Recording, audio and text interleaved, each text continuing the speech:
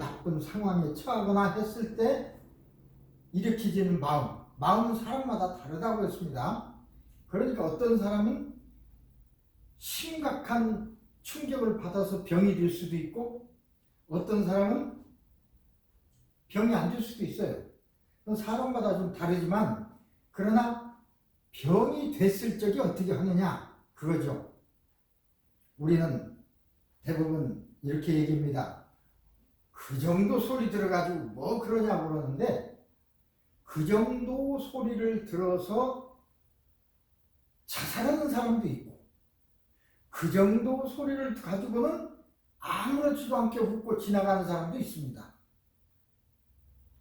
사람에 따라서 병이 되냐 안 되냐 하는 그걸 우리가 따져서는 안 됩니다.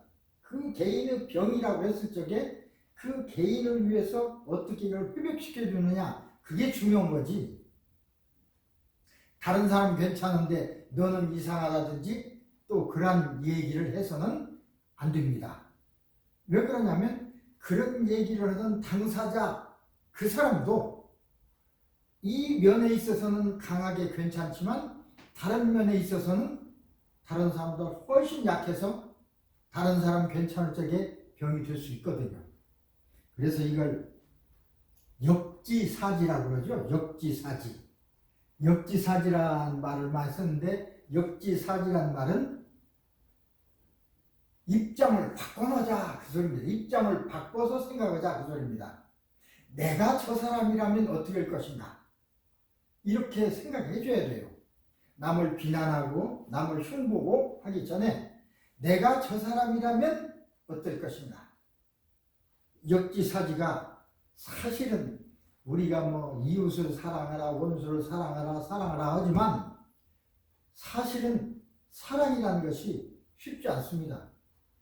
대부분 반대 극부를 요구하는 경우가 많고 뭐 종교적으로 원수를 사랑하지만 원수를 어떻게 사랑합니까? 사랑하는 사람이 있습니까? 한 사람도 없죠. 사랑이란 제가 심리학은 제가 생각했을 때는 역지사지 그 사람의 입장으로 돌아가서 생각해 보는 것이 사랑이라고 생각합니다. 그래야 그 사람을 이해하고 이해를 바탕으로 사랑도 할 수 있으니까. 무조건 우리가 입에 담는 사랑 잘 따져보면요 종교기관에서 얘기하는 사랑 말이 좋지 실제로 할 수가 있습니까? 실제로 할 수가 있는 것은 우리도 이웃을 사랑하라 그랬지만 무조건 이웃이 나한테 돌 던지는데 어떻게 이웃을 사랑합니까? 이웃이 우리 창문을 깼습니다. 내가 사랑해서 보도만 줄 수 있습니까? 그러나 이렇게 할 수 있어요. 저 사람이 왜 돌을 던져서 우리 집 창문을 깼을까? 저 사람 입장으로 돌아가는 겁니다. 그 사람의 심리 상태로 돌아가서 생각하면 물론 나에게는 해를 끼쳤지만 어떤 상황 때문에 어떤 울분 때문에 어떤 분노 때문에 어떤 상황에서 저 사람이 저런 행동을 했구나 하는 것을 이해할 수가 있습니다. 이해가 돼야 사랑볼 수 있는 거지 이해는 할 수 있어요. 그렇다고 그걸 막 사랑까지 하는 건 난 모르겠습니다. 어쨌든 모든 것이 이해를 바탕으로 그냥 우리는 이해해달라 나를 좀 이해해달라 뭐 저 사람 이해하자 그런데 이해하려고 해서 되는 게 아닙니다. 역지사지 그 사람의 입장으로 돌아가 보는 겁니다. 자 그것을 바탕으로 우리는 심리학이 출발한다고 생각합니다. 그 마음이 없으면 이번 학기할 카운슬링 이것도 카운슬링 하는 사람이 역지사지 그 사람의 심경으로 돌아갔을 때 내가 그걸 느끼고 어떻게 했으면 좋겠다라고 조언을 해줘야지. 도둑질 했어요. 도둑이 나쁩니다. 물론 나쁘죠. 그러나 그 사람이 어떤 상황에서 도둑질을 했는지 들어보고 물어보고 얘기를 들어봐서 정말로 배고파서 도저히 나도 모르게 빵을 훔쳤 그 도둑질과 욕심이 나서 자기가 있는데도 불구하고 강제로 뺏은 거하고는 또 다르죠. 뭐 그것도 좀 역지사리로 들어가서 우리가 그 심리를 이해할 필요는 있습니다만, 어쨌든 질병의 80%가 마음이라고 했는데, 저는요 이 강의할 적에 질병은 90% 이상이 마음병이라고 얘기를 합니다. 실제로 그렇습니다. 그러니까 10% 때문에 많은 의사들이 다 달라들어서 거기서 먹고 살고 있어요. 9명은 그 사람들 도움을 못 받아요. 물론 심리치료 하는 사람이 있긴 있습니다. 상담하는 사람이 있어요. 심리학 공부해서 상담학 박사에서 상담하는데, 상담으로 고쳐줄 수가 있으면 얼마나 좋겠습니까? 상담으로 고칠 수가 없으니까, 고쳐지지 않으니까 문제죠. 이 병이 든 90% 중에 상담으로 고쳐지는 사람은 10%나 될까? 20% 될까? 확실한 그 양은 모르겠어요. 그러나 10 내지 20%밖에 안 될 것입니다. 말로 타일러 가지고 될 것 같으면 뭐가 걱정이겠습니까? 나쁜 짓을 했어요. 나쁜 짓 하지 마라. 그래서 그 사람이 착한 사람이 될 수만 있다면 얼마나 좋겠습니까? 안 그렇습니다. 예. 또 나쁜 짓을 해요.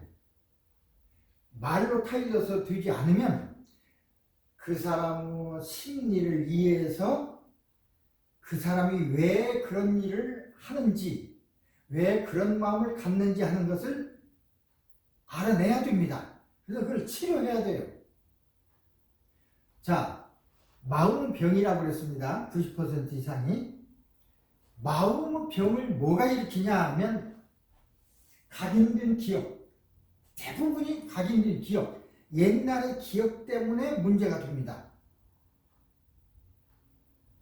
지금 당장 이것 때문에 문제 되는 건 거의 없습니다. 내가 마음이 약한데 다른 사람이 심한 얘기를 해서 내가 상처받았다든지, 내가 무지하게 가난한데 그래서 참으로 창피한데 가난하다는 핀잔을 받았다든지, 예를 들어서요. 그랬을 때 그 기억은 사라지지 않습니다. 마음에 새긴다고 그러죠. 새겼다고 그럽니다. 그걸 각인이라고 합니다. 각인. 한번 거기에 마음에 탁 박히면 안 없어져요. 잊을 수는 있어요. 그러니까 어렸을 때 누구로부터 굉장히 핀잔을 받고 수모를 당했다. 그랬을 때 점점 자라다 보니까 잊혀졌습니다. 또 그런 상황을 벗어나고 보니까 잊혀졌지만 옛날의 기억은 그대로 있어요. 그래서 어떤 상황이 되면 그게 나옵니다.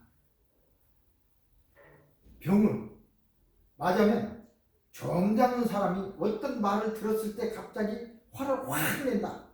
분노죠.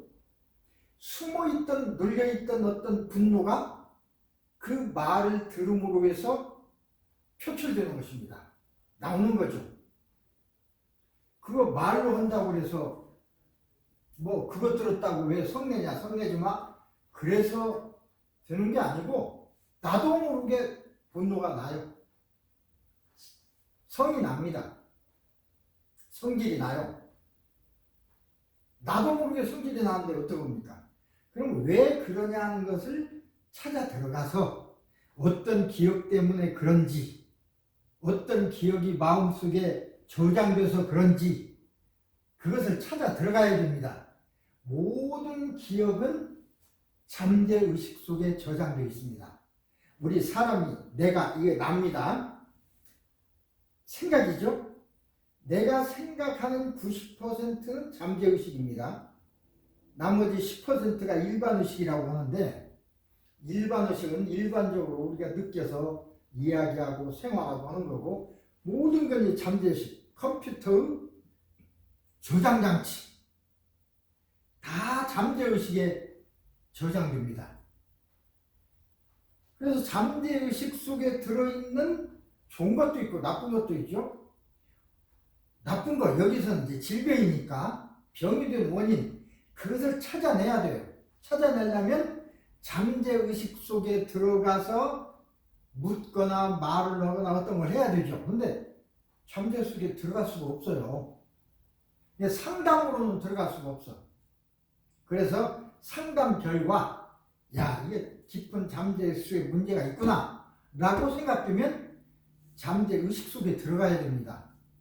상담자가 내가 저 사람의 마음속에 들어가야 돼요.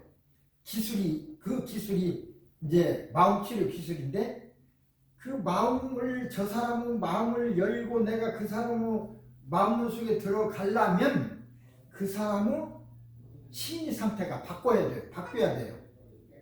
그것을 우리는, 그 바꾸는 기술을 우리는 최면이라고 합니다.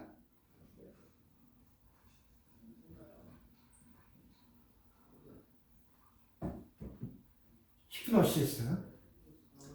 최면을 배우지 않아도 카운슬링은 할 수 있어요. 그러나 치료를, 근본적인 치료를 하려면 그렇다는 걸 말씀드리는 겁니다. 최면 속에 들어가면 저 사람의 마음문을 열고 내가 대화를 할 수 있어요. 다 말하면 진실을 얘기합니다. 그래서 원인이 밝혀지면 나쁜 기억 때문에 그러면 지워버리고, 지울 수가 있습니다. 바꿀 수가 있어요. 아니면 새로운 걸 넣어줄 수가 있습니다. 이 세 가지 방법으로 마음을 바꿔버리는 것입니다. 그래서 최면에서 깨우면 그 사람 마음이 바뀌었으니까 이제 어떤 분노라든지 그런 병적인 증상이 안 나오는 거죠.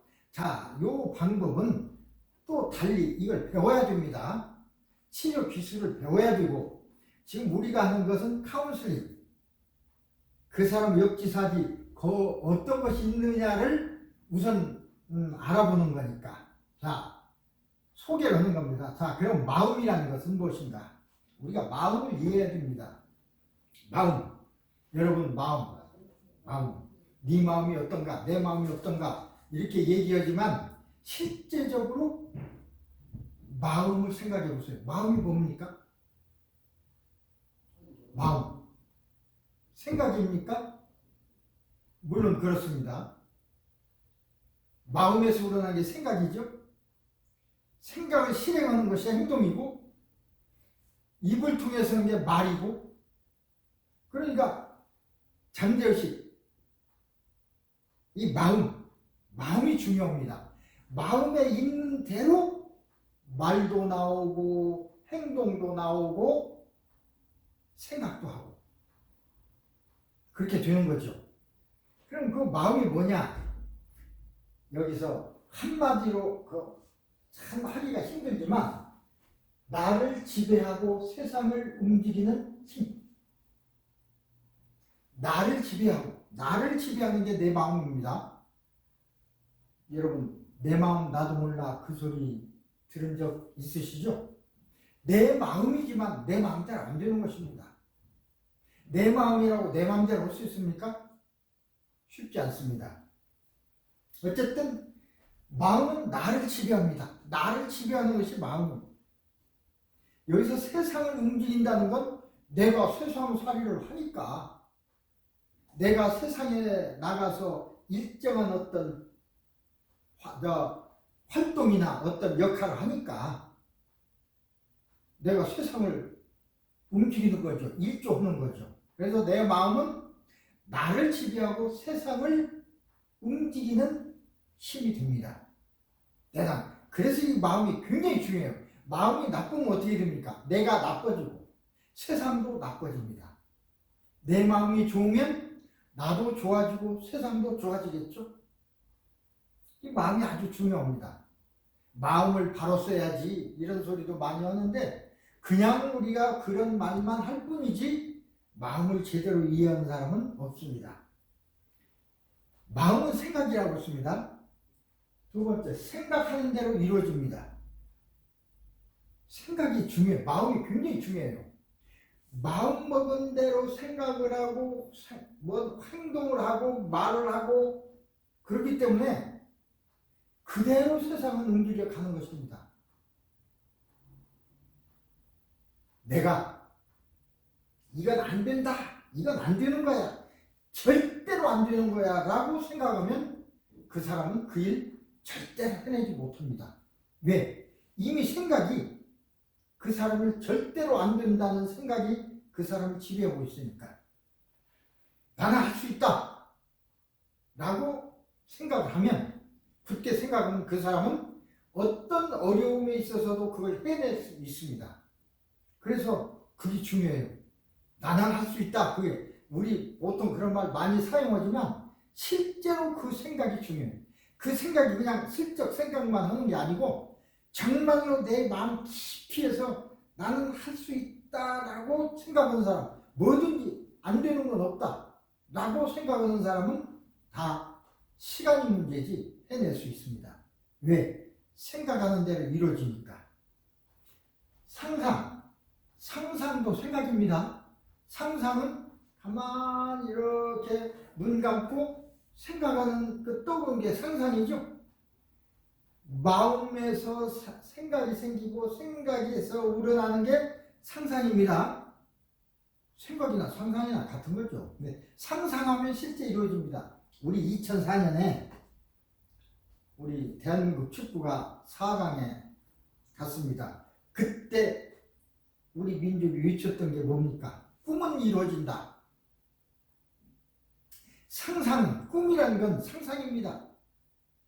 생각이죠. 생각은 이루어지는 것입니다. 꿈은 이루어지는 것입니다. 꿈은 꿔야 돼요. 근데 어떤 사람은 꿈도 꾸지 마라, 그런 소리 하죠. 꿈은 꿔야 됩니다. 다른 사람이 현재는 불가능하다고 생각할지 모르지만 꿈은 꿔야 됩니다. 꾸어야 이루어집니다. 꿈도 안 꾸는데 뭐가 이루어지겠습니까? 자, 그 다음 병. 마음이 상처받았을 때 병이 됩니다. 그걸 치료하는 것은 마음을 치료하면 치료해지는 것입니다. 마음을 치료해야 병이 없어지는 겁니다. 그래서 마음은 생각이고 생각은 상상이고 상상은 말이고 행동이고 마음이 중요해요. 마음이 어떤 것입니까? 잠재의식, 의식입니다. 우리 한문으로 의식, 우리말은 마음. 여기에 들었습니다. 그게 납니다. 이것은 내가 살고 있는 몸입니다. 몸. 나의 몸이고 나의 모습이 이런 거지, 이런 것을 받아서 살지, 나의 진실은 이 안에 있어요. 내 마음은. 내 마음이 납니다. 그래서 마음은 생각이고 생각은 상상이다. 이해 가시죠? 자, 조금 더 들어가 봅니다. 아까 나를 지배하고 세상을 움직이는 힘이 마음이라고 했습니다. 그러면 무엇이 나인가? 이제 우선 생각해 보면, 아까 마음이 나라고 했지만 무엇이 나인가? 자, 육체가 난가? 보통은 육체를 나라고 하죠. 근데 이건 육체, 그냥 내가 지구에서 살기 위해서 이런 형상이 필요하니까 이런 형상을 부모로부터 받았을 뿐입니다. 내가 겨울에, 여름에 시원하게, 겨울에 따뜻하게 살기 위해서 집 속에, 또는 여러분이 공부하기 위해서 이 자리 강의실에 모여 있듯이 내 마음이 살기 위해서는 집이 있어야 돼요. 이게 나의 집입니다. 집이 어떤 사람은 좀 멋질 수도 있고 생김새가, 어떤 사람은 뭐 그저 그렇게 생겼을 수도 있고, 어떤 사람은 참 보기 민망할 정도로 생겼을 수도 있고, 어떤 사람은 자유로울 수 있고 힘세고, 어떤 사람은 병약하고, 어떤 사람은 붉은 사람도 있습니다.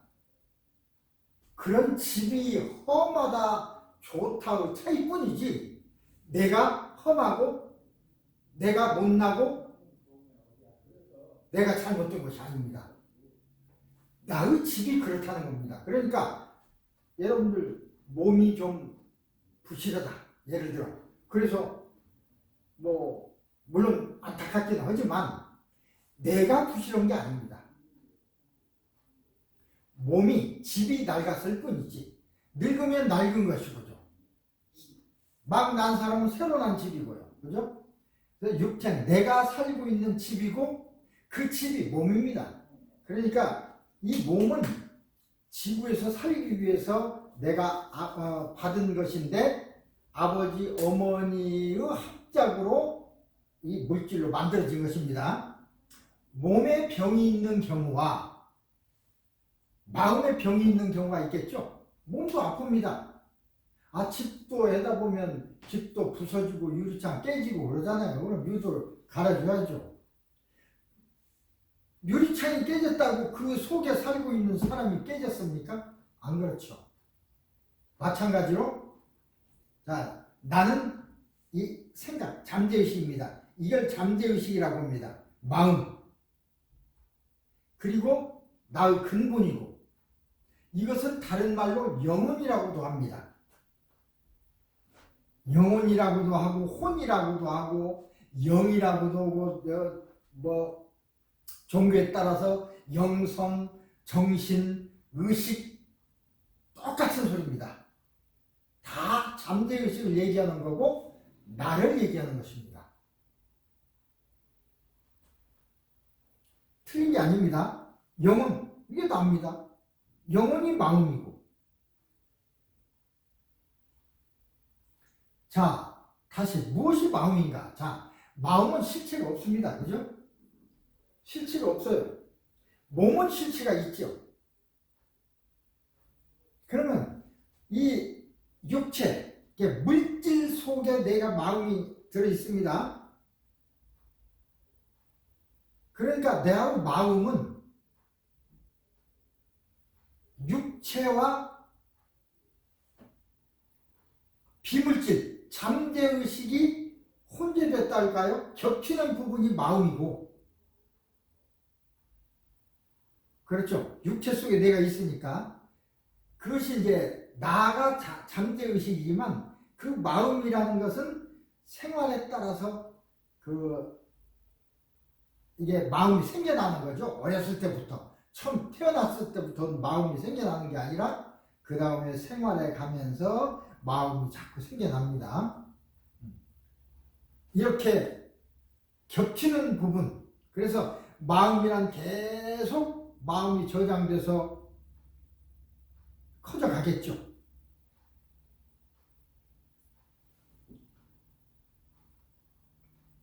자, 다시.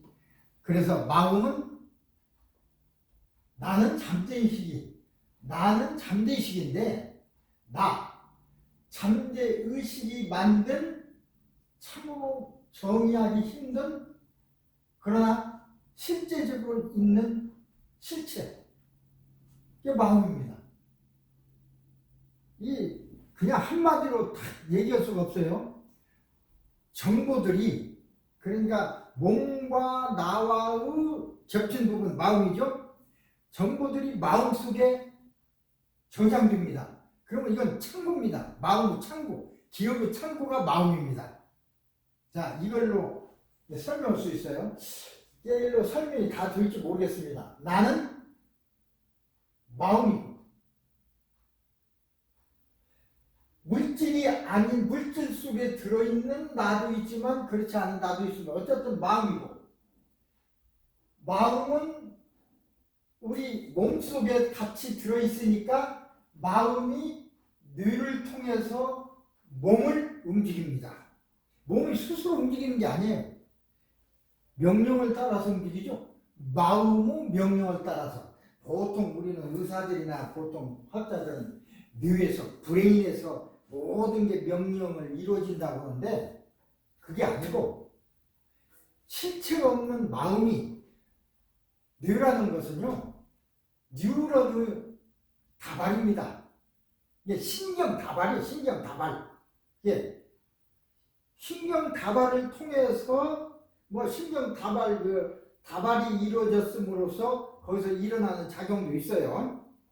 그걸 통해서 우리 온몸의 신경으로 연락해서 손가락부터 머리 끝까지 우리가 생각대로 움직이고 할 수가 있는 거죠. 그래서 그것을 뉴런이라고 합니다. 뇌는 뉴런의 덩어리, 몸은 근육인데 그 사이에 뉴런이 전부 퍼져 있어요. 근육 올실 하나에 다 뉴런이 퍼져 있어요. 그래서 손가락을 움직이려면 이렇게 움직여, 이렇게 움직이잖아요. 요거 움직이라, 요거 움직이라, 다 움직이라. 내가 마음이 명령하니까 움직이는 거예요. 제대로 움직이는 게 아니에요. 죽으면 소용없잖아요. 안 움직이죠? 일단 이것을 우리가 이해를 해야, 분노를 어떻게 우리가 상담하고 치료할 것인가의 답이 나오는 것입니다. 그래서 이 얘기를 하는 겁니다. 뇌는, 자, 정리합니다. 브레인은 무엇인가? 뇌는 마음의 명령을 뉴런과 시냅스라는 건 뉴런, 세포와 세포를 연결해주는 부분을 시냅스라고 합니다. 우리도 어떤 전선을 쭉 가져가지고 다음 전선으로 이어야 되잖아요. 짧을 때는 있는 점을 시냅스라고 해요. 이어서 길게 가야 됩니다. 몸까지. 그래서 뇌는 뉴런의 덩어리, 뉴런과 시냅스, 그냥 하나의 변환 장치야. 즉 마음을 전기의 신호로 변화시키는 장치가 됩니다. 우리 뉴런은 전기 신호로 움직이니까 우리 몸을 전부 전기 신호로 움직여요. 이해하시겠습니까? 자, 그래서 시냅스라는 것은 뉴런과 뉴런의 연결부를 시냅스라고 하고, 축색돌기와 수상돌기가 있는데, 축색돌기는 수상돌기라는 것은 이 세포가, 뉴런 세포가 있으면 이게 팩입니다. 이걸 수상돌기라고 합니다. 받아들이는 것, 자극을. 끝에서 자극을 다음으로 보내는 것. 여기에 이제 이게 뉴런인데, 다음 뉴런이 또 있겠죠? 세포입니다. 이건 신경세포. 다음 뉴런 세포가 이렇게 연결되는 것입니다. 이렇게. 여기를 시냅스라고 해요. 여기를.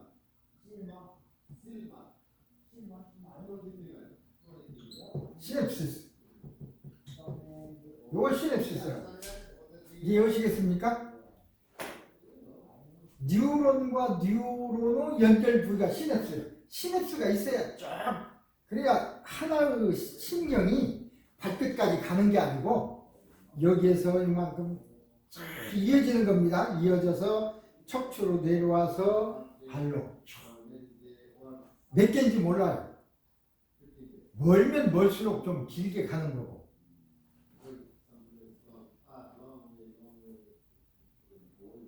그럼 잠재의식에 대해서 아까 나는 잠재의식이다, 잠재의식은 마음이다 그랬는데 그럼 말이 다르지 똑같은 것입니다. 잠재의식, 의식이라는 말은 한문으로 생각이라는 뜻입니다. 생각, 마음. 그러니까 잠재의식이 마음의 난데 그 마음을 통해서 몸을 지배하는 거죠. 잠재의식이 마음을 통해서 내 몸을 지배합니다. 마음을 어떤 걸 통해서? 뇌를 통해서, 뉴런을 통해서 근육을 움직이게 해서 내 몸을 지배해요. 잠재의식이 마음을 일으키고 생각하고 상상하고 행동한다고 그랬죠? 마음에 있는 대로 생각하고 상상하게 되고 그대로 말하게 되고 그대로 행동하게 됩니다. 아니라고 생각하면 몸도 그래서 아닌 방향으로 움직입니다. 그렇다고 생각하면 그런 방향으로 움직여요. 상상임신 있는데 예를 들어서 어떤 여성이 남자하고 잠을 잤습니다. 임신을 대단히 걱정했는데 또는 바랬어요. 그러니까 남자하고 잤으니까 야, 이 임신 됐겠지. 아, 임신 됐을 거야가 아니고 난 임신 됐어. 임신 됐다고 하는 걸 굳게 믿으면 그 같은 현상이 배도 불러져요. 점점 배가 불러져. 이 속에는 아무것도 안 들었습니다. 배도 불러지고 구토도 나오고 그걸 상상 임신이라고 합니다. 또 어떤 사람은 거꾸로 실제로 임신이 됐는데도 전혀 못 느끼는 사람이 있어요. 구토도 안 나오고 임신했다는 생각, 그런 경우가 많이 있어요. 막내를 낳는데 어떤 어머니는 임신된 줄 모르고 배가 너무 아파가지고 병원 갔더니 날 때가 된 거예요. 자기 10달 동안 임신이라는 건 요만큼도 생각을 안 했는데 그래 낳은 경우도 있습니다. 이게 상상임과 반대되는 얘기지만 생각하는 대로 방향이 움직인다 그 소리입니다. 그건 하나의 어떤 현상이고 이게 어떤 상처가 각인해졌어. 마음속에 딱 처음에 얘기했죠. 창피를 받았다든지 모욕을 당했다든지 수모를 당했다든지 칭찬받은 것은 그것도 아주 그냥 굉장한 칭찬의 경우에는 그것도 들어있습니다. 그러나 좋은 것보다는 나쁜 것이 더 각인이 되죠. 각인이란 지워지지 않게 딱 기억된 걸 각인이라고 합니다. 상처인 경우에 각인이 될 수 있겠죠. 각인된 마음의 상처가 병을 일으킵니다. 다른 사람에게 상처를 줄 수도 있고 다른 사람에게 상처 줄 수 없을 때는 나를 괴롭혀요. 그건 자학자벌이라고 합니다. 트라우마라고 그러죠. 트라우마. 어떤 상처를 다른 사람으로부터 받았는데 그걸 다른 사람 되돌려주는 게 아니고 내 몸을 괴롭혀. 그게 트라우마예요. 자학자벌이. 가성간질 예를 들면 실제로 간질이 아니야. 어떤 간질은요 막 둥글고 거품을 내면서 둥글고 그러죠. 근데 그게 간질, 진짜 간질은 뇌에서 어떤 회로 문제가 있어서 뇌 호로가 이렇게 막 흐트러져서, 예를 들어 쉽게 얘기하면 그래서 생기는 걸 간질인데 진성 간질입니다. 근데 이 가성 간질은 어떤 상황만 되면 간질처럼 행동을 해. 근데 뇌 검사를 해보면 아무 문제가 없어. 그걸 가성 간질이라고 합니다. 예를 들어서 어떤 처녀가 아니라 어떤 가족이 딸이 하나가 있는데 그 부부간이 무척 싸워요. 뭐 엄마가 문제가 아니라 아버지가 그냥 술만 먹고 들어오면 때려부시고 때리고, 그것을 갓난아기 때부터 봐왔어요. 그러니까 얼마나 가슴 아픕니까? 예를 들어서 그런 겁니다. 그러니 이 딸로서는, 어린 딸로서는 아버지를 어떻게 할 수도 없고, 그러니까 자기가 어떤 그런 아버지하고 엄마하고 어떤 상황이 되면 그냥 간질을 일으켜. 막 땅에 쓰러져서 거품을 내고 부들부들 떨고, 그러면 부모가 깜짝 놀라서 오잖아요. 그런 거예요. 내가 이렇게 하면 아버지가 하던 걸 멈추고 나에게 오니까, 어떻게 보면 또 분노입니다. 분노가 자기를 간질을 일으키는 원인이 된 것입니다. 가성간질은 거의 다 분노입니다. 우리 몸에서 생기는 근본적인 문제는 다 분노야. 각인된 상처도 다 분노죠. 남한테 내가 마음의 상처를 받았다. 분노죠. 그게 분노가 되는 것입니다. 상처라고 하지만 결국은 분노. 그래서 그 원인은, 모든 원인은 분노입니다. 분노. 그래서 이번 시간이 대단히 중요한 것이고요. 사랑을 받으면 몸이 변합니다. 사랑을 받고 자라온 사람하고, 동물도 그래요. 제가 원래 한국에서 생물을 가르쳤습니다. 충남대학교 생물과에서 이런 실험을 한 적이 있습니다. 토끼 10마리를 키우는데 5마리는 이제 조교도를 시켜서 5마리는 풀도 뜯어다 주고, 풀 먹을 때 안고 쓰다듬어 주고, 아이고 이쁘다고 쓰다듬어 주고 그렇게 해주고, 다른 5마리는 풀도 막 아무렇게 해주고, 먹을 때 막 쥐어 맞고 때리고, 호랑이 울음소리도 들려주고 잠을 못 자게, 그렇게 해서 6개월을 했더니 사랑을 준 토끼는 아무 문제 없어. 사랑을 준 토끼, 풀만 준 게 아니고, 그러면서 뭘 줬냐면 고기를 줬어요. 고기를 바스에서 기름진 고기.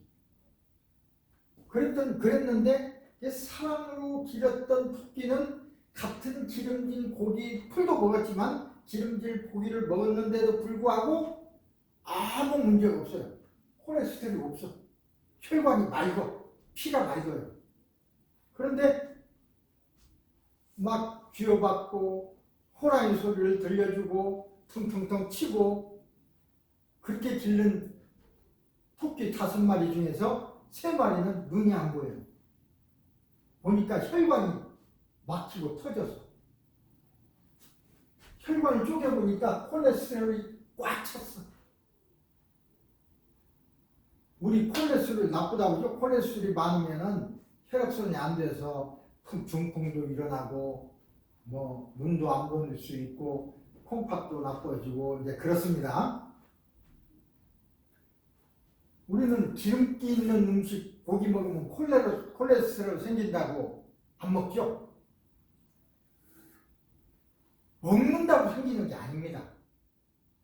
문제는 사랑입니다. 음식도 먹으면서, 예를 들어서 가족적인, 사랑하는 가족끼리, 사랑하는 사람끼리 그런 거 시큰 먹어도 콜레스테롤 안 생겨요. 화났으니까 술 한잔 먹으면서 막 먹는 그 음식이 콜레스테롤을 만드는 것입니다. 사랑을 받으면 몸이 변합니다. 자, 우리는 이렇게 해석을 하는데, 콜레스테롤을 된다고 고기 먹지 말라고 하는 그것이 꼭 맞는 겁니까? 맞기도 하고 틀리기도 하겠죠. 먹어도 괜찮습니다. 사랑한다면. 사랑하는 환경에서는 잔뜩 먹어도 상관없어요. 문제는 마음의 상처가 있을 적에 문제가 되는 거죠. 그러면 이런 마음을 통제할 수가 있을까?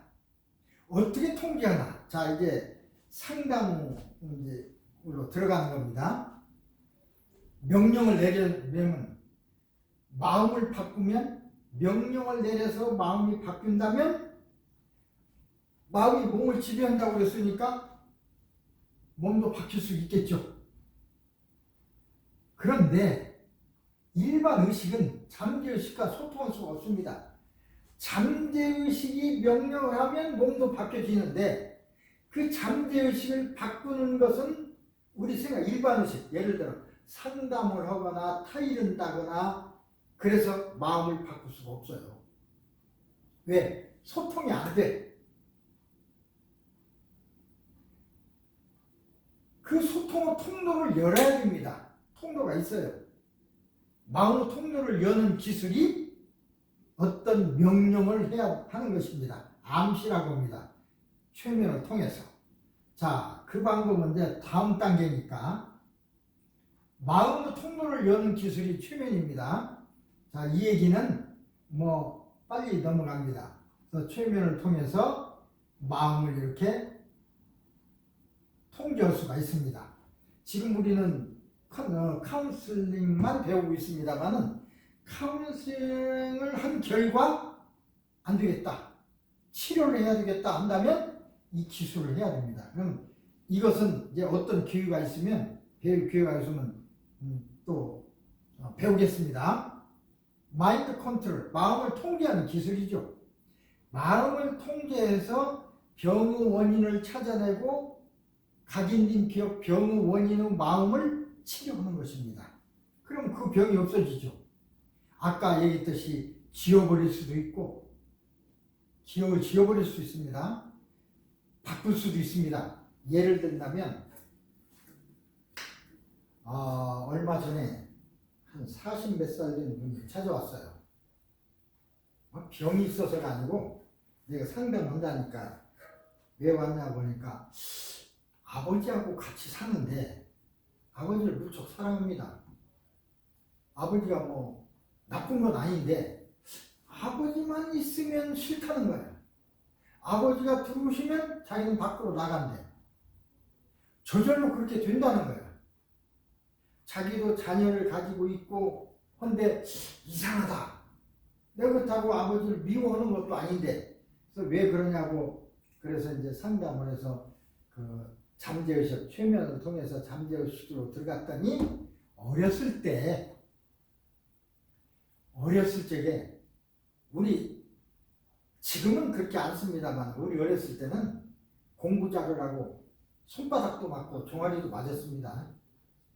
옛날에 서당에서 그렇게 했죠. 집에서도 했어요. 아버지가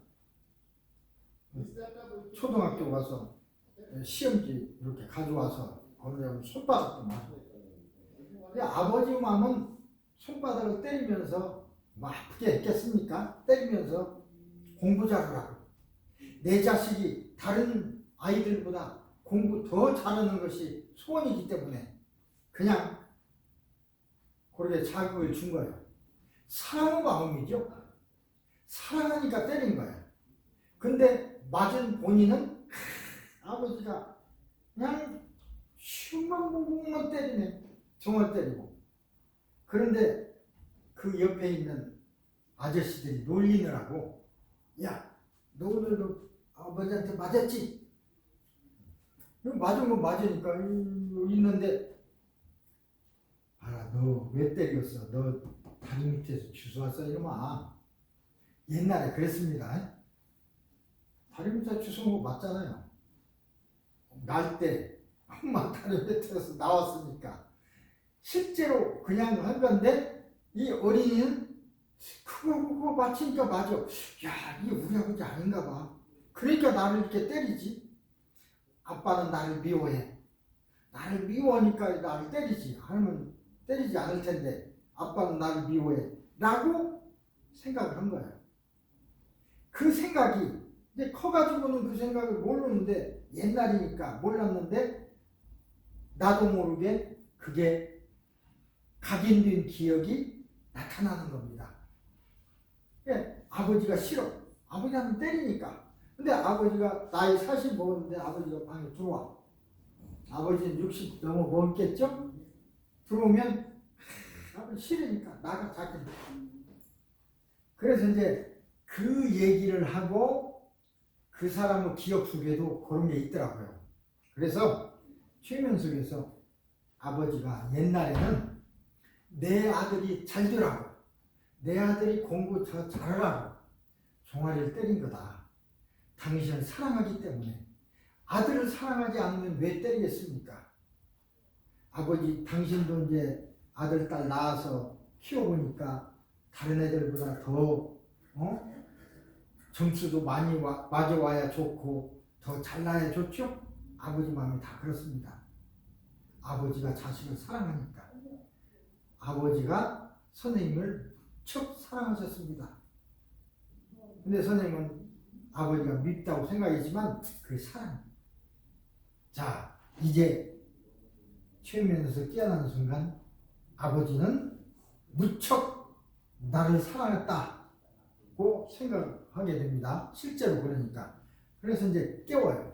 그러면 최면에서 깨어나는 순간 이거 바뀌어졌어. 아버지가 나를 미워해 한 것이 아버지가 나를 너무 사랑했구나 는 마음으로 바뀌니까 그 다음부터는 아버지가 들어오면 인사도 하고 술도 따라 드리고 그렇게 바뀌어지는 것입니다.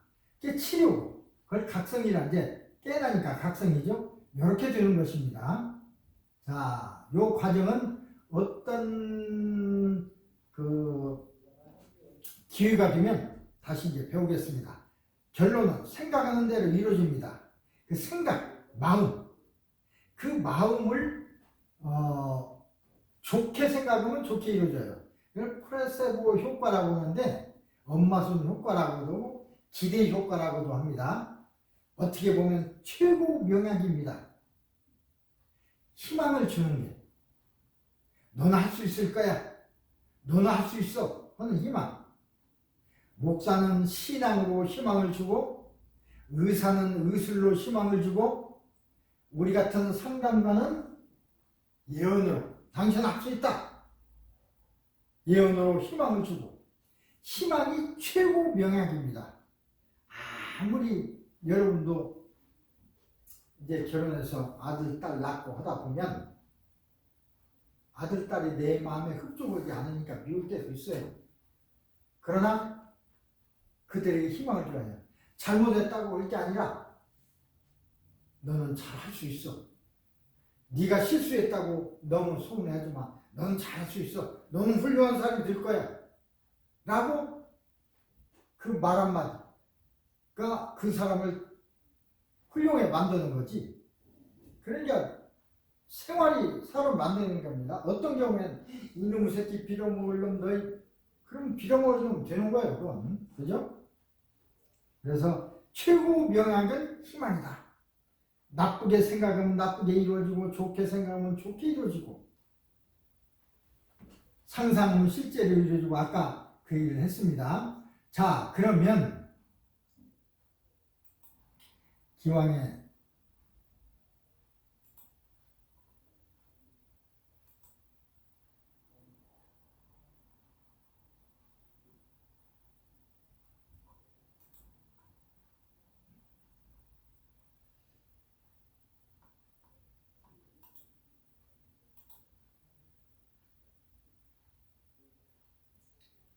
여기 있던가요?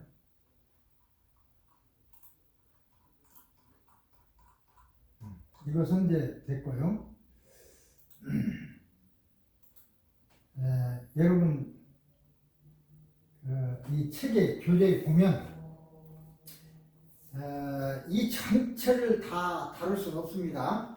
금방 얘기한 내용 중에서 이제 카운슬링 그러니까 어떻게 우리 마음을 이해할 수 있을 것인가 거기에 대한 것을 요약하다 보니 쉽게 한마디로 요약이 잘 안 됩니다. 그래서 요 앞에 보면 실라버스 강의 계획서가 있습니다. 1차 시부터 쭉 목차에 따라서 대개 10차시까지 이렇게 해놨습니다. 잘 읽어보시고요. 오늘은 이제 그 앞부분만은 서론만을 좀 얘기하겠습니다.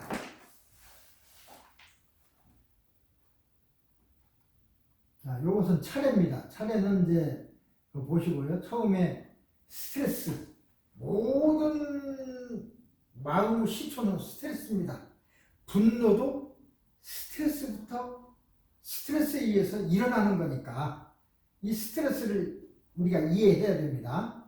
그래서 스트레스를 이해하고 나면 우울하고 슬프고 그래서 화가 나고 분노를 표출하고 하는 요 과정이 이제 그런 마음들이 생각이 나죠. 부끄럼도 생각이 나고 불안, 공포 다 이게 분노로부터 만들어지는 겁니다. 분노하게 되니까 그게 부끄러움도 들고 죄책감도 들고 불안도 들고 공포도 들고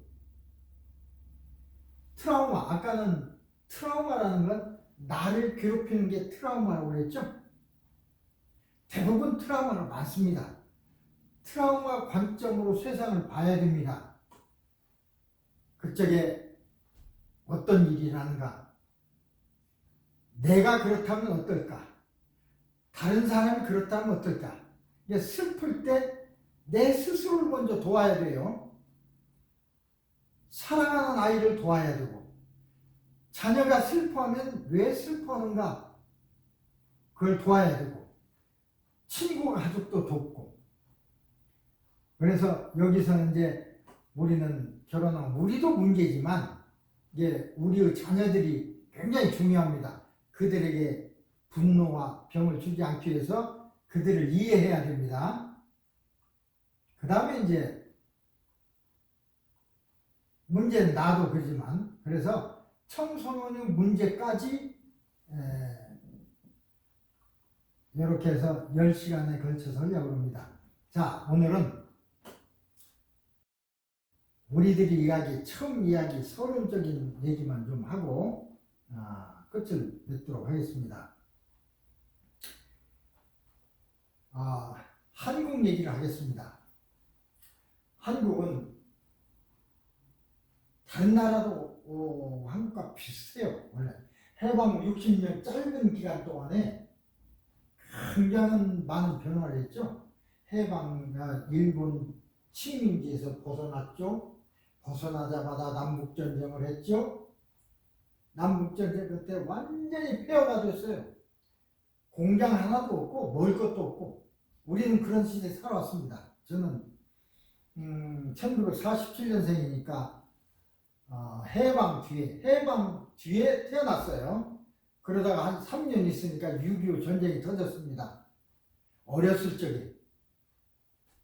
그래, 다 그 기억이 있어요. 그렇게 해서 서양 사회가 수백 년에 걸쳐서 이렇게 온 것은 지금까지가 한 70년, 60년 불과 1950년부터 시작하면 지금 24년이니까 70년이죠. 70년 지나는 동안에 폐허로부터 어떻게 보면 세계 경제 10대 대국이라고 그러는데 그런 나라로 발전했어요. 세계에 이런 나라가 없습니다. 원래 한국은 6.25 동란 때만 해도 필리핀이 훨씬 더 잘 살았습니다. 선진국이었어요. 근데 지금은 보세요. 필리핀이 후진국 아닙니까? 한국 저 아래 있어요. 어쨌든 그 성과로 7대 무역국 G20 지금 회의를 개최하고 있죠. 2011년에는 국민소득 2만 달러, 지금 3만 달러 넘습니다. 4만 달러로 갑니다. 이것은 기록에 의해서 하는 거니까 인구 5천만. 그러니까 대개 인구도 많아야 돼요. 최소한도 인구는 5천만은 돼야 되고 큰 경제 대국이 되려면 인구가 적으면 또 안 됩니다. 근데 지금 5천만에서 턱걸이하고 있어요. 어쨌든 20, 50 클럽이 그렇습니다. 20, 50 클럽이라는 건 2만 달러, 5천만 인구. 그러니까 5천만 인구에 2만 달러 이상 되는 나라가 몇 나라 안 됩니다. 우리 내면에는 그동안에 그냥 너무 이제 경제적인 위험은 화려한 발전, 그 다음에 실제로 잘 살고 있습니다. 미국보다도 집도 더 화려하고 그 속에 살고 있는 그 한국 사람들 내면에는 실제로 겉에 있는 풍요처럼 그런 풍요가 깃들지 못하고 있습니다. 자살률이 제일 높고 OECD에서 제일 높죠. 압도적 1위. 학교 폭력, 학업 스트레스 1등을 해야만 한다고 하는 그런 마음, 이런 것들 때문에 유엔에서 발표한 세계 행복 보고서라는 보고서가 있어요. 거기에서 보니까 한국인의 행복도가 150개 회원 중 56위밖에 안 됐습니다. 경제적으로는 10인데 행복도는 60위밖에 안 돼요. 이제 왜 그럴까? 이제 여기로부터 우리가 그래서 압축적으로 경제 성장을 하다 보니까 우리가 잘 살고 있다는 느낌보다는 지금 현재 그런 사람들, 많은 사람들이 이렇게 잘 사는 게 뭐지? 돈 많으면 행복할 줄 알았는데 그렇지 않습니다. 그럼 잘 행복을 하는 게 뭐지?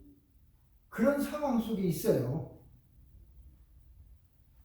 그동안에 한국 사람들은 외국 사람보다 뒤진 것에 조급증이 있어요. 그래서 빨리빨리 어떻게든 빨리 부자가 되고 잘 살아야 된다는 그 점 때문에 다른 나라 사람들도 우리 보고 흉보듯이 하죠. 빨리빨리. 우리는 빨리빨리라는 조급한 마음으로 60년을 살아왔어요. 그래서 이게 잘 살게 됐어요. 빨리빨리 살아오다 보니까 무조건 뒤떨어지는 사람은 루저예요. 바보, 나고자예요. 그렇게 해왔어요. 우리는. 그 사람들이 아픈 것도 보듬어주지 못하고 왜 그렇게 아프냐고 하고 못 들은 척 했어요. 그런 후유증이 지금 마음이 지치다 보니까 아파하고 병든 사람들이 많습니다. 지금 한국에는 마음이 병든 사람이 굉장히 많아요. 남 얘기 들으려고 하지도 않고 지금 한국뿐 아니라 세계적인 추세다 그러지만 정치적인 문제 얘기를 꼭 관여해서가 아니라 그 상황을 보면 극단으로 나가 있어요. 왜 극단으로 나눠져 있나? 이 사람들은 이 사람 얘기를 안 들으려고 해요. 노인들은 젊은이들 얘기를 안 들어. 젊은이들은 노인들 얘기를 안 들으려고 해요.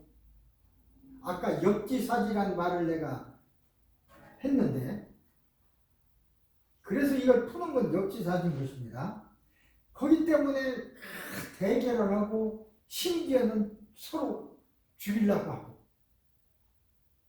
내 마음대로 안 된다고 그래서 막 군대를 동원해서 죽이려고 하고 억압하려고 해요. 됩니까? 그게 아니지. 반대하는 사람도 의견을 들어보고 다 올라서는 게 그게 정치인이죠. 그죠? 어쨌든 그런 속에서도 한국인들은 또 세계적으로 다른 점이 있어요. 세계 모든 나라는 미국을 포함해서 저렇게 수십만, 몇만 명, 수십만 명이 모이게 되면 폭동을 일으킬 겁니다. 그런데 한국 데모하는 거 보세요. 젊은이들 보세요. 불 같은 걸 흔들고 노래를 하고 옆에서 데모하는 사람은 싸움 일어난 일이 없어요. 물론 경찰이 가로막고 하긴 하지만 가로막는다 하더라도 미국 같은 데 그렇지 않습니다. 던지고 총 쏘고 그렇지. 얼마나 의식이 높습니까? 그리고 어쨌든 그런 후유증들 때문에 지금 상황이 이렇게 되고 있는 거예요.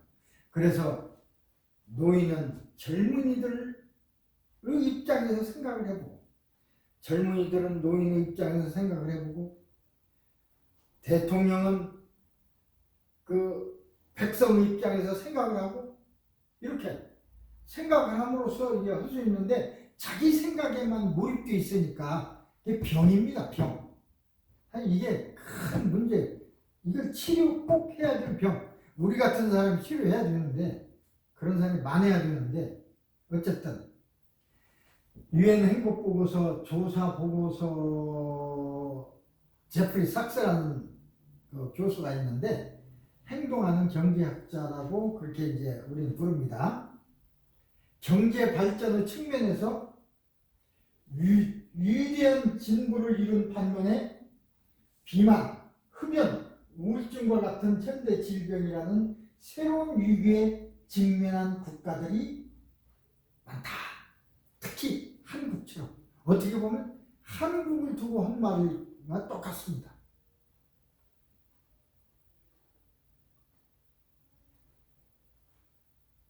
어느 때보다도 물질적인 풍요 속에 살면서 정신적으로는 빈곤하고 정신적으로 병이 든, 예를 들어서 나도 여기 아파트 살면서 내 손자를 키웠어요.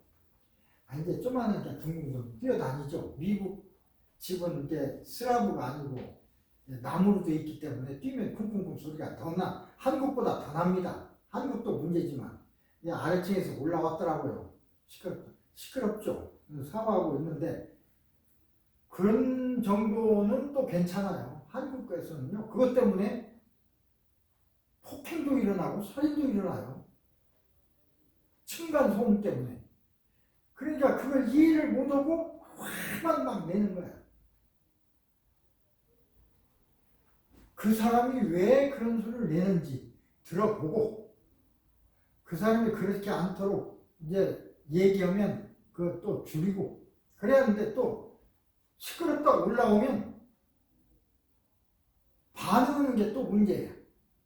그걸 미안해하고 내가 저 사람이 어지간하면 여기까지 올라왔을까 그걸 생각해서 좀 그런 소음행위를 줄여야 되고 그래야 되는데 그렇지 않고 이해 않고 오히려 더 공격을 하니까 그게 병입니다. 그게 마음의 병. 병이 들었으니까 그런 거예요. 정신적인 건강 위기. 어떻게 보면 아이러니죠. 풍요하면 뭡니까? 병 들었는데 왜 풍요를 바랍니까? 행복하려고 하는데 풍요하면서 불행해지면 그건 아이러니죠. 어쨌든 정신건강 위기는 뭐 여러 가지 조사 보고서 보면 이런 수치로 증명이 되고 있습니다. 2011년 병원에 온 환자들만 아니라 일반인들 6,000명을 가가호 방문해서 조사한 적이 있어요. 전국 정신질환 실태조사. 한국 얘기입니다. 뭐 자료가 한국이고 나는 또 뭐 미국에 살지만 이 자료를 정확하니 미국의 자료가 또 인용할 수도 없고 시간적으로도 없고 그래서 읽고 얼른 이해하기가 한국 자료니까 그래서 한국 자료를 주로 했습니다. 그러나 이 자료가 한국만의 문제가 아니고 미국의 문제요 세계적인 문제입니다. 이건 조금 양적으로 좀 달라서 그러지 문제는 똑같습니다. 국민의 27.6%가 우울증, 알코올 사용, 불안, 니코틴 이런 정신질환을 경험하지만 이 중에서 한 번이라도 치료나 상담을 받은 경우는 15%밖에 안 됐습니다. 그냥 아프고 그냥 지내는 거예요. 반 이상은. 한 75, 85%는 그냥 고통받으면서 지내는 거예요. 이를 치료받지 않은 사람들의 80%가 문제는 자기가 병이 있다는 걸 몰라. 그러니까 아래층, 위층, 소음 때문에 막 뛰어올라온 분노한 아래층 사람. 자기가 병이 있다는 걸 몰라. 그런 병이 있다는 걸 모르고 왜 삼자인데 시끄럽게 하냐. 그래 관질릅니다. 또 아래층 사람이 뛰어 올라온 그 마음을 이해를 못하고 내가 뭐 내 집에서 그런데 무슨 당신의 상관이냐고 또 달라듭니다. 병이죠. 그러면서 그게 정당화예요. 병인지를 모르고 살아가.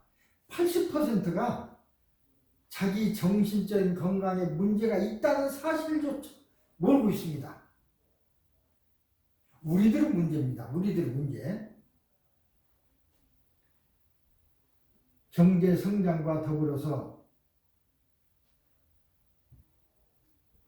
이렇게 건강에 대한 관심이 크게 늘어서 어떻게 보면 건강에 관심이 들어서 조금 기침만 해도, 요새 보세요. 조금 기침만 해도 막 병원에 가서 약 타먹고 그러죠.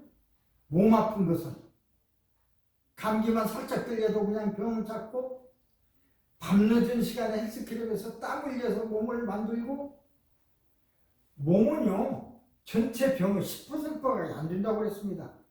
90%가 마음 병인데, 마음 병은 놔두고 몸만 위해서, 물론 몸이 위해서 하는 게 나쁘다 소리가 아닙니다. 더 중요한 것이 정신적인 병, 정신건강 문제인데도 불구하고 못 느끼고 있다는 사실입니다. 인식조차 못하고 있다는 것이죠.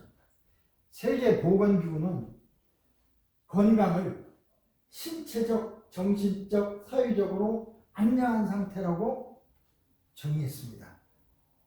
뭐 그 잣대로 우리 현실을 비춰보면 아마 안녕한 사람 없을 것입니다. 신체적, 정신적, 사회적으로 안녕한 사람 있습니까?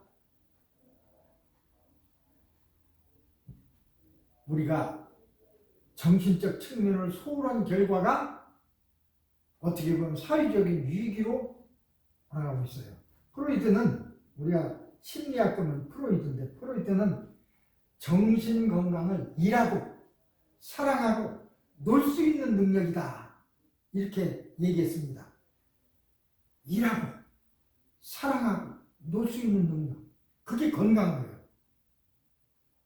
돈 많고 그게 건강이 아닙니다. 아무리 많이 가졌다고 해도 정신병들이 있으면 소용없죠. 이런 정신건강을 방치하면 아무리 소득이 들어서 아무리 부자가 됐다 해도 병들을 일할 수 없고, 놀 수 없으면, 예를 들어서 나는 이런 사람, 한의사니까 60, 70 돼서 많은 사람들이 있어요. 그동안에 열심히 일해서 돈도 많이 벌었어. 그런데 이제 병이 들어서 휠체어 타고 다니거나 밀고 비득비득 걸어 다녀요. 어떤 사람 중풍 걸려서 움직이지 못하고 있어요. 돈은 많아. 그래서 내가 그 사람 보고 농담 겸 진실을 좀 물었죠. 사모님, 아니면 사장님, 은행에 돈 있는 거 사장님 혼자 찾을 수 없죠? 그렇대. 못 걸어가니까. 그거 사장님 돈 아닙니다. 돈 있으면 뭐해? 내가 움직이질 못하는데 빨리 나서서 지팡이라도 짚고 가서 내가 그걸 뽑아서 나를 위해서 써야 내 돈이지, 있으면 뭐해? 돈 거부가 됐으면 뭡니까? 내 몸이 망가졌는데, 내 마음이 망가졌는데. 병이 들면 아무 소용이 없는 것입니다. 물질에 너무나 집착하지 마세요. 물론 생활하는데 물질은 필요해요. 정신이 더 중요하다 것입니다. 그러기 위해서는, 이런 정신 건강을 위해서는 첫째, 우리 마음을 돌봅시다. 우리 마음을 돌봐야 해요. 첫째는 돌아봐야 돼. 돌아보는 노력을 해야 돼. 내가 지금까지 어떻게 생각하고 어떻게 살아왔는가. 내가 내 뒤를 돌아봐. 무슨 마음을 어떻게 썼는가. 친구들에게 어떻게 했는가. 이웃에게 어떻게 했는가. 돈을 벌기 위해서 애를 쓰면서 주위 사람들에게 내가 어떻게 했는가. 돌아봐야 됩니다. 그러면 내 마음이 병든 것을 알 수 있고, 나를 위해서 다른 사람이 병든 것을 알 수 있어요. 두 번째는 우리 마음을 돌보는 노력을 해야 돼. 돌아보는 노력, 돌보는 노력. 돌아본다는 건 내 마음을 돌아보는 거고, 자, 이렇게 병든 마음을 돌봐야 돼. 내가 나를 돌봐야지 누가 돌봅니까? 물론 다른 사람이 나를 돌볼 수도 있죠. 그러나 그 사람도 병자야. 결국은 내가 나를 돌봐야 됩니다. 그래서 우리 마음을 돌아보는 노력이 필요하고, 둘째는 내 마음을 돌봐야 됩니다. 누가? 내가. 자, 돌아본다는 것부터 생각해 봅시다. 마음을 돌아본다. 마음이 보내는 신호에 귀를 기울여야 됩니다. 마음이 보내는 신호라는 건 어떤 문제가 있을 적에 내가 뭐 좀 마음이 이상해? 그렇다면 우리 마음이 보내는 신호야. 그게 무슨 변화가, 혹시 내 몸에 무슨 걷다가 이상하면 내 몸에 이상이 생겼나? 무슨 이상이 있나? 하듯이 몸에 이상이 있는 건 걱정하면서도 마음이 보내는 신호는 무시하는 경우가 많습니다. 뭘 하니까 불안해. 왜 불안하지? 그걸 돌아봐야죠. 기뻐. 왜 기쁜지 돌아봐야죠. 그래서 우리 마음을 돌보는 노력이 필요합니다. 우울증이나 불면증 같은 것이 있으면 돌아봐야죠. 내가 왜 우울하지? 내가 왜 잠이 안 오지? 요새 잠이 안 오는데 뭐 때문에 잠이 안 오나? 돌아봐야죠. 그래서 해결할 수 있는 그 원인을 알면 해결을 할 수가 있으니까. 그래서 마음을 돌봐야 됩니다. 그 다음은 내가 돌아봐서 문제가 있다면 그 다음 내 마음을 돌봐야죠. 이번 강의를 통해서 제공되는 정보들이 이러한 여정의 길잡이가 될 것으로 믿습니다. 그래서 이제 우리가 필요한 건 스트레스 얘기까지 하고 다음에 하겠습니다. 스트레스는 만병 근원이라고 그러죠. 우리 교재의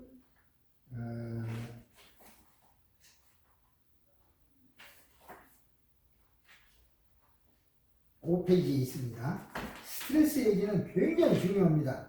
모든 병의 원인이, 모든 문제의 원인이 스트레스에서부터 시작합니다. 그래서 스트레스를 이해해야 돼요. 우리가 스트레스란 우리 몸에 내재된 생존 시스템입니다. 스트레스가 나쁜 것만은 아닙니다. 스트레스라는 말만큼 친숙하고 흔히 사용하는 말이 없죠. 스트레스 그러면 나쁘다는 생각부터 옵니다. 내 스트레스 받았어? 스트레스 주네? 나쁜 것 같지만 꼭 그렇지는 않습니다. 좋은 경우도 있어요. 스트레스가 있어야 되는 경우도 있어요. 첫째. 두 번째, 스트레스는 나의 생존을 도왔습니다. 스트레스라는 개념이 말을 알려진 건 얼마 안 됩니다. 라틴의 스트링게르. 라틴어니까 스트링게르. 팽팽하다, 주다. 여기서부터 이제 스트레스 이런 것이 이제 나왔다고 하는데, 생리학적 캐논이 이런 걸 연구하면서 스트레스라는 단어를 사용했어요. 어떤 생명체가 스트레스를 받았을 때 생존 수단으로, 그러니까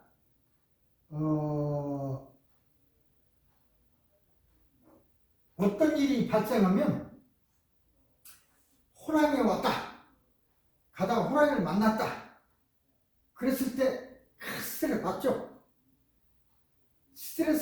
죽겠다는 스트레스를 받는 순간 뭔 생각이 듭니까? 저거와 싸울 것인가? 도망갈 것인가? 그 생각부터 먼저 해요. 그걸 투쟁 도피 반응이라고 합니다. 투쟁할 것이냐? 도망칠 것이냐? 이때 이제 생리적인 균형을, 한스 셀리라는 사람이 스트레스에 대해서 개인에게 의미 있는 것으로 지각되는 외적, 내적 자극이다. 이렇게 이제 얘기를 해서 지금 이제 스트레스 의미로 사용이 됐는데, 이렇게 보면 스트레스는 꼭 나쁜 것만 하면 아까 얘기대로 싸울지 도망갈지 를 결정하게 하는 그야말로 생존 시스템. 이것이 잘 작동할수록 우리는 응급상황에 대처할 수가 있습니다. 스트레스인지 아닌지도 모르면 안 돼. 예를 들어 지금 사망을 걷고 있습니다. 갑자기 부스럭 소리가 났습니다. 길쭉한 물체가 사사삭 나타나는 것 같아. 막 느꼈어. 머리끝이 쫙 펴지면서 심장이 두근거리고 호흡이 빨라지고 민감해지죠. 아주 짧은 시간인데 그렇게 짧은 시간 동안에 이거 뭐지? 독사인가? 그럼 어떻게 해야 돼? 도망갈까? 아니면 발로 찰까? 싸울까 도망갈까? 아까 이때 도피할까? 맞춰 싸울까? 하는 걸 결정해야 됩니다. 그 순간에. 만약에 순간 그런 생각을 하는데 나뭇가지가 흔들리는 것이었어. 나 깜짝 놀랐네. 그렇게 되죠. 바로 경계를 풀게 됩니다. 그러나 그게 실제로 방울뱀이 독사가 싹 나왔다면 어때요? 도망가야죠. 민첩하지 않으면 물립니다. 그 반응이 빠르면 살고. 이 스트레스. 이렇듯 스트레스는 위험한 상황에서 우리 생존을 돕는 본능적인 반응. 스트레스를 못 느끼면 서로 아니고 가다가 사사삭 했는데도 아무 생각 없이 가면 독사한테 물리고 짐승한테 잡혀 먹을 거 아닙니까? 스트레스가 필요해. 결국 스트레스라는 것은 인간이 환경에 더 잘 적응하고 변화하기 위한 기능의 하나인 것입니다. 환경에 적응하기 위한 기능. 스트레스가 꼭 나쁜 건 아니다. 그 소리입니다. 그러나 이것이 심하면 이제 병이 될 때가 있죠. 라자루스는 학습력에게 사용해서 전에 일어난 비슷한 상황이 다시 벌어지면 전에 있던 경험이 되살려져. 그래서 그게 스트레스가 돼. 예측하게 돼. 이런 일이 일어나겠네? 사사삭 하면 어떤 일이 아까는 사사삭 해서 토끼가 튀어나왔어. 근데 가다 보면 또 사사삭해. 토끼인가? 네, 그런 예측 시스템이죠. 예를 들어 불에 한번 데인 아이는 불에 가까이 가려고 안 쳐. 스트레스 한번 받았으니까 예측 시스템이에요. 불 그러면 도망가. 그런데 환경에 안전하게 적응하기 위한 스트레스 반응을 시켜온 노력이 오늘날에는 이게 병이 되고 있어요. 원시적인 때는 스트레스가 우리 안전을 지켜주는 중요한 것이었지만 지금은 병이 되고 있어요. 발목을 붙잡고 있습니다. 중요한 시간에 한번 실패했어. 시험에 한번 떨어졌어. 그 사람은 시험 십자만 나와도 부들부들 떨어. 불안해. 땀을 흘리고 기절하는 사람도 있어요. 그렇지 않은 사람도 있지만 시험이 다가올수록 가슴이 뛰고 정신이 없어져. 실패한 경험이 있는 사람, 시험을 두려워하고 긴장하고 쓰러지는 사람도 있어. 시험장에 시험을 못 봐. 시험 끝나면 괜찮아져. 우리 고등학교 다닐 때 어떤 친구가 시험 때만 되면 아파. 시험 끝나면 약 안 먹었는데도 그냥 나서버려. 그게 이제 일종의 스트레스 반응입니다. 하나의 경험, 그 사람이 처음에 시험 볼 때마다 100점 맞은 애는 시험이 즐겁겠죠. 또 100점 맞을 테니까.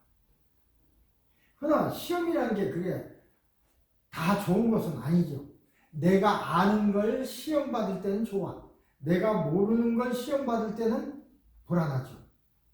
어쨌든 하나의 경험이라는 것도 어떤 형태가 없는 거죠. 그런데 이게 스트레스 근원이 되어버린 겁니다. 아까 또 이게 병이 된다는데 스트레스는 꼭 나쁜 것에만 있는 게 아닙니다. 좋은 일에도 스트레스 생길 수도 있어요.